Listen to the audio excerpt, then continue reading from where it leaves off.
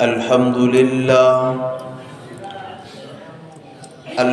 لله رب العالمين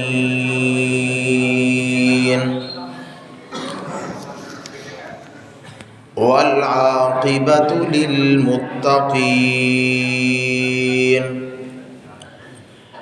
والصلاة والسلام على سيد الأنبياء والمرسلين.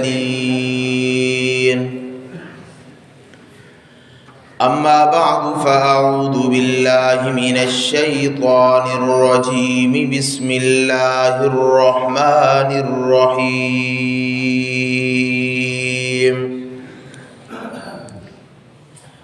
قل هل ننبئكم بالأخسرين أعمالا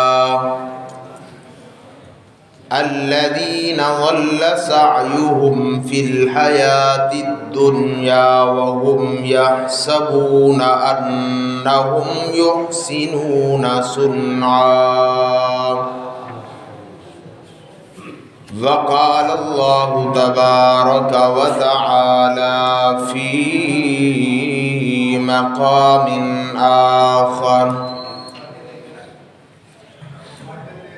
وَلِتُكْمِلُوا الْعِدَّةَ وَلِتُكَبِّرُوا اللَّهَ عَلَى مَا هَدَاكُمْ وَلَعَلَّكُمْ تَشْكُرُونَ.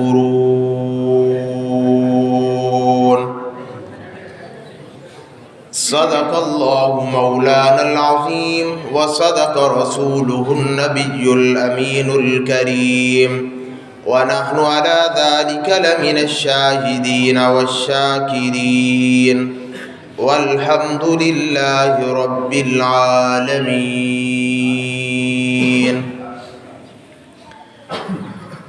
یا الہی تو ہمیں عامل قرآن کر دے، پھر نئے سرے سے مسلمان کو مسلمان کر دے. وہ پیغمبر جسے سرتاج رسل کہتے ہیں، اس کی امت کو ذرا تابع قرآن کر دے. یا رب صلی وسلم دائما ابدا علی حبیبک خیر الخلق کلہم. هو الحبیب الذی ترجى شفاعته لكل حول من الأحوال مقتحم. اللهم صل على محمد وعلى آل محمد كما صليت على إبراهيم وعلى آل إبراهيم إنك حميد مجيد. اللهم بارك على محمد وعلى آل محمد كما باركت على إبراهيم وعلى آل إبراهيم إنك حميد مجيد. انتہائی قابل قدر، قابل احترام، ذی قدر و ذی وقار میرے عزیز بھائیوں، دوستوں، بزرگوں، نوجوان ساتھیوں، السلام علیکم ورحمۃ اللہ وبرکاتہ. بارگاہ خداوندی میں دعا اور التجا ہے کہ حق تعالی شانہ بندہ ناچیز کو حق سچ کہہ سکنے اور سمجھا سکنے کی توفیق نصیب فرمائے. سننے سنانے کے بعد ہم سب کو اس پر عمل کی توفیق نصیب فرمائے. یکم شوال المکرم 1447 ہجری، 21 مارچ 2026 بروز ہفتہ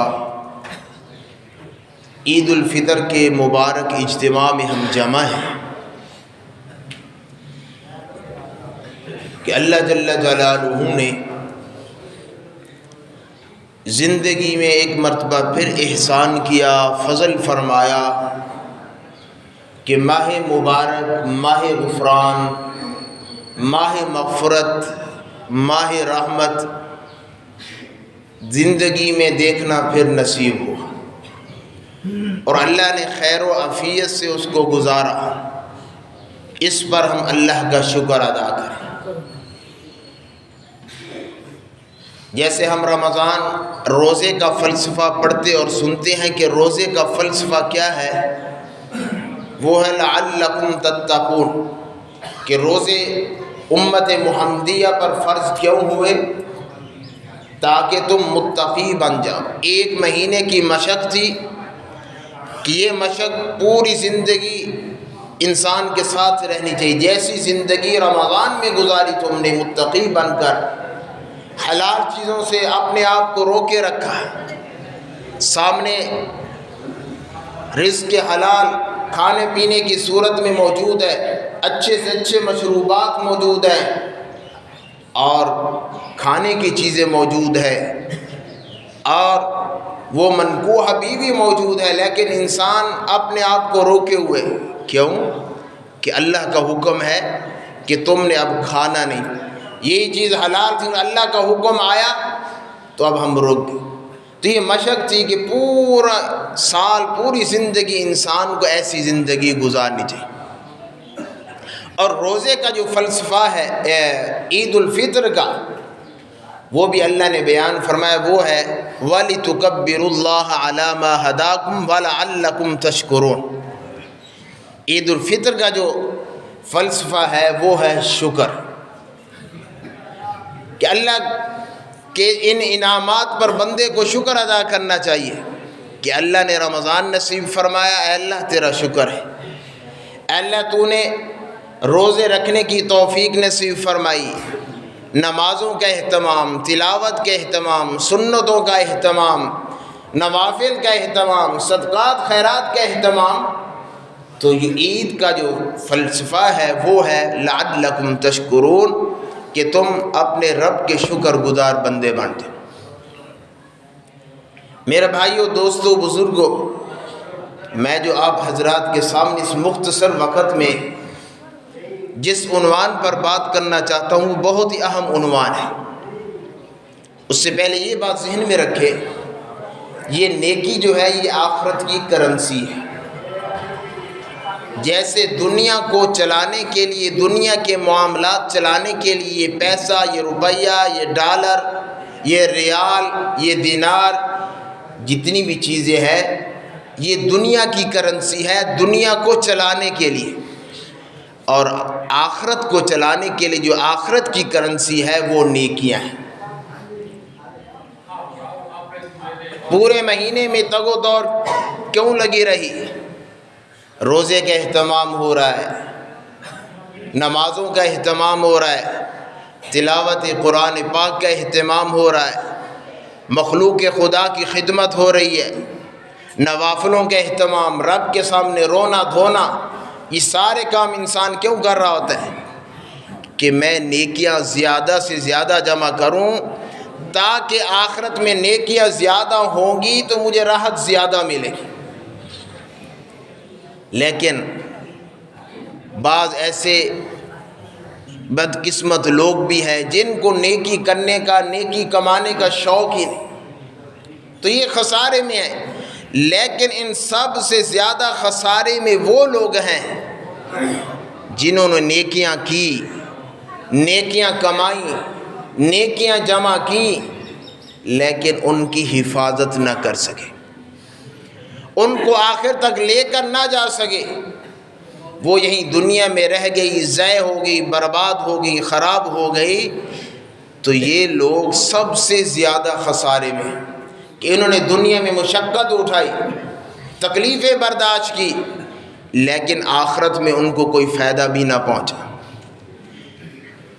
اسی کو اللہ نے قرآن پاک کا 16واں پارہ ہے، سورۃ الکہف ہے اور آیت نمبر 103 اور 104 ہے، اللہ نے اسی بات کو بیان کیا، قُلْ هَلْ نُنَبِّئُكُمْ بِالْأَخْسَرِينَ أَعْمَالًا، اے محبوب نبی کہہ دیجئے، نُنَبِّئُكُمْ، کہ ہم تمہیں خبر دیں، تمہیں بتلائیں، بالأخسرین، لوگوں میں سب سے زیادہ خسارے میں، اعمال کے لحاظ سے کون لوگ ہیں؟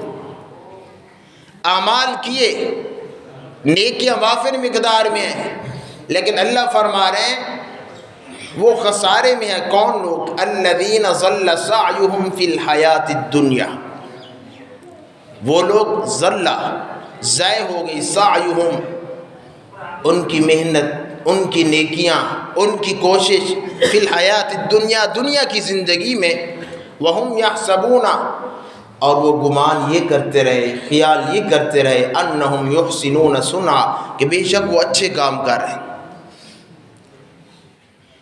دنیا کا نظام دیکھیں ہم، ایک آدمی ہے بالکل کماتا نہیں، اس کو چھوڑے، ایک آدمی ہے کماتا ہے، دن بھر کمایا، مہینہ، سال کمایا، اب گھر آنے لگا، وافر مقدار میں رقم پیسہ جمع ہے، اہل و عیال سے پوچھا کیا لے کر آؤں؟ ہر کسی نے اپنی خواہش کا اظہار کیا، باپ نے بتلایا کہ میں لے کر آؤں گا، اپنی اس فیکٹری سے، آفس سے، دکان سے نکلا کہ میں بچوں کے لیے فلاں چیز لے کر جاؤں گا، میرے پاس یہ مہینے بھر کی جمع پونجی ہے، سال بھر کی جمع پونجی ہے۔ جیسے ہی باہر نکلا، راستے میں کسی نے اس کو لوٹ لیا، سارا پیسہ اس کا لوٹ کر لے گیا، اب یہ گھر پہنچا خالی ہاتھ ہے۔ اب آپ بتائیں کہ یہ انسان کس قدر نقصان میں ہے، مہینہ بھر، سال بھر کمایا اور اس کی وہ جمع پونجی راستے میں ضائع ہو گئی، گھر تک بھی نہ لا سکا، اس کو کتنا دکھ اور افسوس ہوگا۔ لیکن یہ دنیا کا نقصان عارضی ہے، یہ پھر اور کما کر پھر جمع کر لے گا جمع پونجی۔ لیکن میرے بھائیو، دوستو، بزرگوں، اگر ہم دنیا میں نیکیاں کرتے رہے لیکن وہ نیکیاں ضائع ہو گئی تو پھر کیا بنے گا؟ کل قیامت کے دن ہمارا نامہ اعمال کھلے اور پتہ چلے کہ ہم نے فلاں نیکیاں کی تھی، لیکن وہاں کچھ بھی موجود نہیں، ساری نیکیاں دنیا میں رہ گئی، ضائع ہو گئی، برباد ہو گئی، خراب۔ تو یہ انسان سب سے زیادہ نقصان میں اور خسارے میں ہے، کیونکہ وہاں سے اب لوٹنا واپس دنیا میں ناممکن ہے، اور دوبارہ آ کر نیک اعمال کرنا ناممکن ہے۔ یہ انسان سب سے زیادہ خسارے میں ہے، نقصان میں۔ تو میری ان تمہیدی باتوں کے عرض کرنے کا مقصد یہ ہے کہ اللہ نے ہمیں رمضان کی صورت میں نیکیاں کمانے کا ایک مہینہ عطا فرمایا۔ ہم نے نیکیاں کمائی، دن رات عبادات میں، مختلف عبادات، اللہ کو راضی کرنے کے لیے ہم نے سب کچھ کیا، نیکیوں کا ایک ذخیرہ جمع کیا۔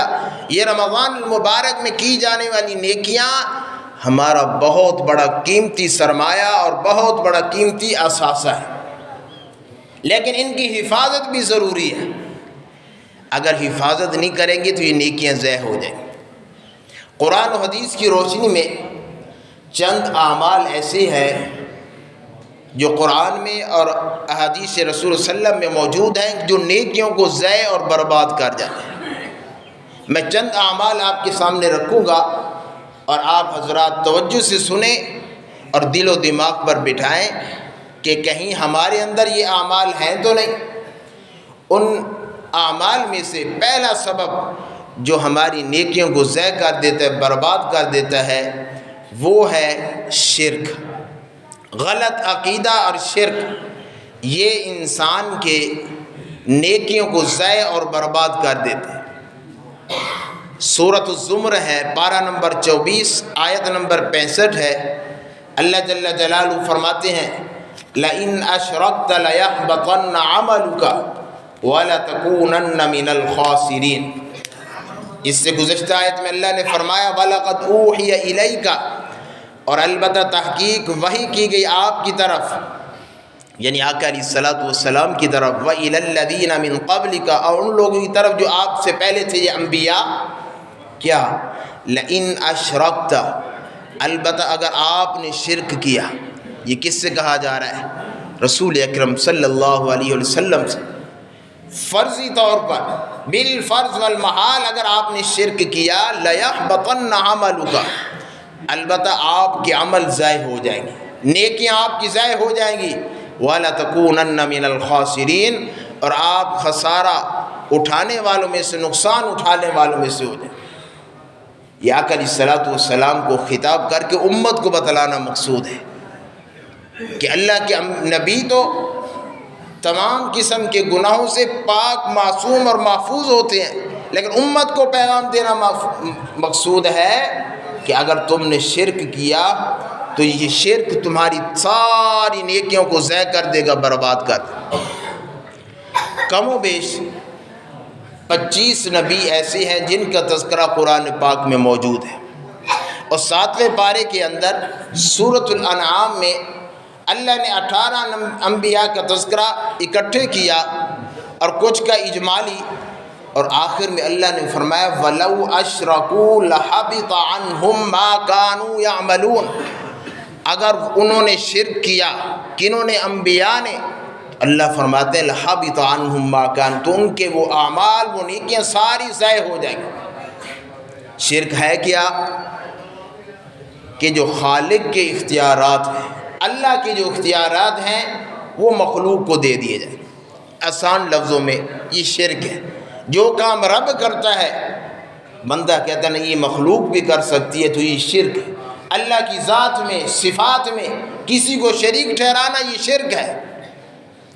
اس لیے میرے بھائیو، دوستو، بزرگوں، مثال کے لیے علماء فرماتے ہیں شرک کی مثال ایسے ہے جیسے ایک آدمی کے پاس دودھ ہو، 1 2 من 5 من دودھ ہے، خالص دودھ ہے، لیکن اس دودھ کے اندر اور کسی کے نہیں، اپنے بچے کے پیشاب کے چند قطرے ڈال دے، تو آیا وہ دودھ پاک رہے گا یا ناپاک ہو جائے گا؟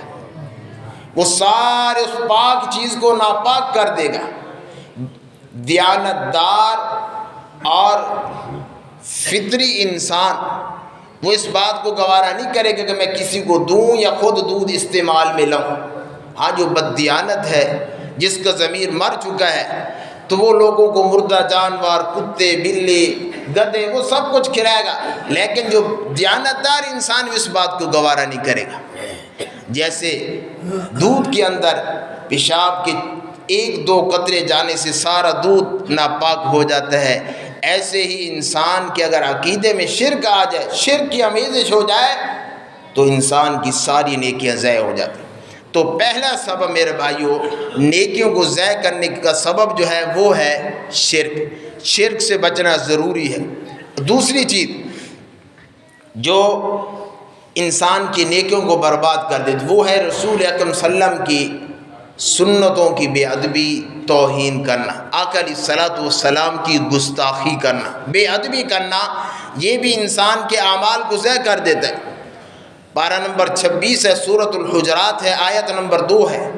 اللہ فرماتے ہیں یا ایھا الذین آمنوا لا ترفعوا اصواتکم فوق صوت النبی ولا تجهروا له بالقول كجهر بعضکم لبعض ان تحبط اعمالکم وانتم لا تشعرون، کہ تم اپنی آوازوں کو نبی کی آواز سے بلند نہ کرو، اور تم نبی کو ایسے نہ پکارو، ایسے نہ بلاؤ جیسے تم ایک دوسرے کو بلاتے ہو، پکارتے ہو۔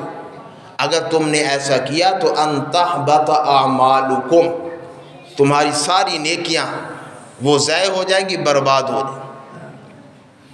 جیسے آقا علیہ الصلوۃ والسلام کی حیات میں یہ چیز ضروری تھی، حیات کے بعد بھی ضروری ہے کہ آقا علیہ السلام دنیا سے پردہ فرما گئے، لیکن امتی پر یہ ضروری ہے کہ آقا علیہ الصلوۃ والسلام کی سنتوں سے محبت کرے، سنتوں کا اہتمام کرے۔ ایک آدمی ہے وہ سنت کو مانتا ہے لیکن اپناتا نہیں، اور ایک آدمی ہے کہ سنت کو اپناتا بھی نہیں، ساتھ سنت کی توہین بھی کرتا ہے، تو اس کے ایمان کا بھی خطرہ ہے۔ اس لیے دوسری چیز ہے جو ہمارے اعمال کو ضائع کرنے والی، وہ ہے آقا علیہ الصلوۃ والسلام کے حکموں کی خلاف ورزی، سنت کی بے ادبی، یہ انسان کے اعمال کو ضائع کر دیتی ہے۔ آقا علیہ السلام نے فرمایا من تمسک بسنتی عند فساد امتی فلہ اجر 100 شہید، جو میرا امتی میری ایک سنت کو اس زمانے میں زندہ کرے گا، اس سنت کو جس کو لوگوں نے چھوڑ دیا، تو تو آقا علیہ السلام نے فرمایا اس کو 100 شہیدوں کا اجر و ثواب ملے گا۔ اس لیے ہم دیکھیں اپنی زندگی میں، انفرادی زندگی ہو یا اجتماعی، گھریلو زندگی ہو یا باہر کی لین دین ہو، ہر جگہ پر ہر حال میں ہم دیکھیں کہ ہمارے آقا علیہ السلام کی سنت کیا ہے۔ خوشی میں کیا ہے، غمی میں کیا ہے، سفر میں کیا ہے، حضر میں کیا ہے، لین دین تجارت میں آقا علیہ السلام کی سنت وہ کیا ہے، اس کو زندہ کی۔ اور تیسری چیز جو ہمارے اعمال کو، نیکیوں کو ضائع کرنے والی چیز ہے، وہ ہے شریعت کے احکام کو ناپسند کرنا۔ آج مسلم معاشرے میں بالخصوص نوجوان نسل اس میں مبتلا ہوتی جا رہی ہے۔ دین اسلام کے بارے میں شکوک و شبہات، احکام شریعت کو ناپسند کرنا کہ شریعت نے کیسا حکم دیا کہ تم سودی کاروبار نہ کرو، اس میں ہم پیسے دے رہے ہیں، لے رہے ہیں۔ پردے کا حکم شریعت نے دیا، اس پر اعتراضات کہ دین اسلام کیسا ہے کہ صبح سے لے کر شام تک روزہ رکھنے کا کہتا ہے۔ طرح طرح کے جو دین اسلام کے بارے میں شکوک و شبہات، دین اسلام کے احکام کو حقارت کی نظر سے دیکھنا، اگر کوئی انسان ایسا کر رہا ہے تو وہ اپنے اعمال کو برباد کر رہا ہے۔ اگر اس کی نظر ذہن میں یہ بات آ گئی کہ شریعت کا یہ حکم ایسا کیوں ہے، ناپسند کرتا ہے، اعتراضات کرتا ہے اس شریعت کے حکموں پر، تو اس کے اعمال ضائع ہو۔ اللہ جل جلالہ نے 26ویں پارے میں سورہ محمد آیت نمبر 9 ہے، اسی بات کو بیان فرمایا، ذَلِكَ بِأَنَّهُمْ كَرِهُوا مَا أَنزَلَ اللَّهُ فَأَحْبَطَ أَعْمَالَهُمْ، یہ اس لیے، اس وجہ سے کہ انہوں نے ناپسند کیا اس چیز کو جو اللہ نے نازل کی، فَأَحْبَطَ أَعْمَالَهُمْ، جب انہوں نے احکام شریعت کو ناپسند کیا، اللہ کے حکموں کو ناپسند کیا، اللہ فرماتے ہیں فَأَحْبَطَ أَعْمَالَهُمْ، تو ان کے اعمال ضائع ہو گئے، برباد ہو گئے۔ یہ وائرس دین اسلام پر اعتراضات، احکام شریعت پر اعتراضات ہمارے معاشرے میں بہت زیادہ سرایت کر رہے ہیں۔ اس لیے اپنے آپ کو اس سے بچائیے، اور جو اللہ نے احکامات نازل کیے اس پر ایمان رکھیے۔ مومن بندے کے ذہن میں یہ ہو، جو اللہ کو پسند ہے، اللہ کے نبی کو پسند ہے، وہ مجھے بھی پسند ہے۔ جو اللہ کو ناپسند ہے، اللہ کے محبوب نبی کو ناپسند ہے، وہ مجھے بھی ناپسند ہے۔ جو شریعت کی نظر محبوب اور مرغوب ہے، وہ میری نظر بھی محبوب اور مرغوب ہے۔ جو شریعت کی نظر محبوب اور مرغوب نہیں، وہ میری نظر بھی نہیں۔ اور چوتھا عمل جو ہماری نیکیوں کو ضائع کر دیتا ہے، اور ہمارے معاشرے میں تقریباً 100% تو نہیں لیکن قریب ہے وہ عمل جو ہماری نیکیوں کو ضائع کر، وہ ہے کہ انسان زندگی بھر کوشش کرتا ہے کہ میں کسی کے ساتھ خیر خواہی کروں، کسی کے ساتھ بھلائی کروں، کسی کا بھلا ہو جائے، لیکن خیر خواہی کرنے کے بعد، نیکی کرنے کے بعد انسان کیا کرتا ہے، احسان جتلاتا ہے اس نیکی پر۔ تو یہ احسان کا جتلانا انسان کی نیکیوں کو ضائع کر دیتا ہے۔ سورۃ البقرہ ہے، پارہ نمبر 3 ہے اور آیت نمبر 264 ہے۔ اللہ فرماتے ہیں، یا ایھا الذین آمنوا لا تبطلوا صدقاتکم بالمن والاذی۔ الفاظ پہ غور کریں، اللہ فرماتے ہیں یا ایھا الذین آمنوا، اے ایمان والو، لا تبطلوا صدقاتکم بالمن والاذی، کہ اپنے صدقات کو تم احسان جتلا کر، تکلیف دے کر ضائع نہ کرو۔ اور احسان جتلانے کی کئی شکلیں، ایک یہ ہے کہ اس کے سامنے کہ میں نے تیرے اوپر یہ احسان کیا اور تم یہ کرتا ہے، پیٹھ پیچھے یہ کہتا ہے کہ میں نے فلاں شخص کے ساتھ یہ نیکی کی، فلاں احسان کیا اور اس نے آگے سے یہ کر دیا، تو اس کو اللہ نے فرمایا بالمن والاذی۔ ہم دیکھیں کتنی ہم نیکیاں کرتے ہیں اور پھر ہم کیا کرتے، احسان بھی جتلا دیتے۔ جس نام، رب کے نام پر، جس نام پر میں نیکی کی ہے، نیکی کر کے اس کے حوالے کیجئے، احسان نہ جتلائیے۔ نیکی کر کے ہم نے بدلہ کس سے لینا ہے، اللہ سے لینا ہے۔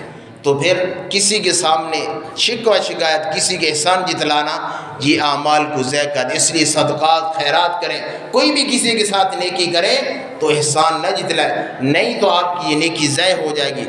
اور پانچواں سبب جو ہماری نیکیوں کو تباہ و برباد کر دیتا ہے کہ انسان نیکیاں جمع کر رہے لیکن قیامت کے دن خالی ہوگا، وہ ہے حسد کرنا۔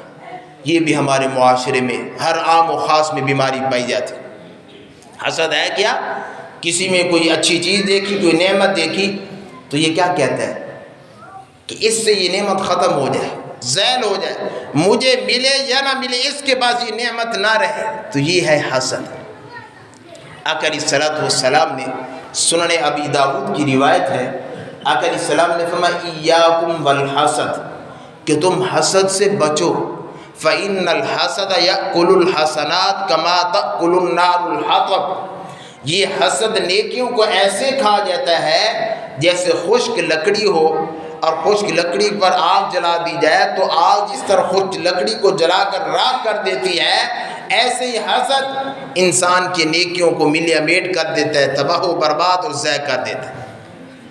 اس لیے آخری یہ صورتیں معوذتین، ان میں معوذتین کی ایک صورت میں سورۃ الفلق میں چند چیزوں سے اللہ کی پناہ مانگی گئی، اور ان میں سے ایک کیا ہے وَمِن شَرِّ حَاسِدٍ إِذَا حَسَدَ، کہ اللہ حاسدین کے حسد سے محفوظ ہوں۔